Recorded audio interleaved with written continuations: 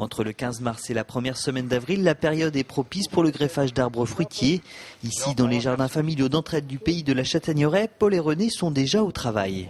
Je prends dans la main les greffons, donc de la variété Delphingen, qui est une variété qui est juillet, je pense. Juillet. Donc ça, c'est ce qu'on va mettre sur les porte-greffes.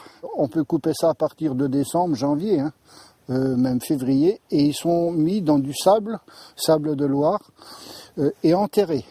Là, je coupe le merisier. Ici, c'est un merisier qui va accueillir les greffons et la technique employée sera une greffe en couronne.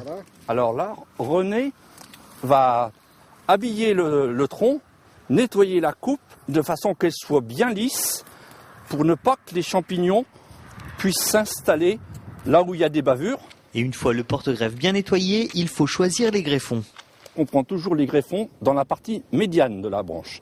C'est-à-dire, je coupe les premiers bourgeons et on greffe à 3 yeux. Et la partie qui est en haut, on la jette. Ensuite, il faut tailler les greffons de manière à ce que la sève vienne en contact avec celle du porte-greffe. René va décoller seulement d'un côté l'écorce et il va insérer le premier greffon. L'épaulement vient s'appuyer sur la partie qui n'est pas décollée. Voilà.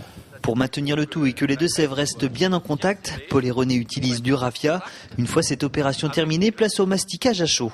Autrefois, on se servait de mastic à greffer, mais l'inconvénient du mastic à greffer, c'est qu'on peut pas, on a des difficultés à le conserver d'une année sur l'autre. Il devient dur. Aujourd'hui, le masticage à chaud est plus économique et plus rapide.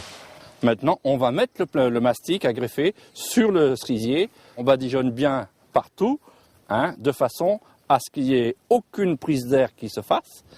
Et surtout, on n'oublie pas de mettre un petit peu de cire à greffer dessus les greffons pour éviter la prise d'air et qui se dessèche. Et ensuite, il faudra être patient car les premiers fruits n'apparaîtront qu'après 2 ou 3 ans.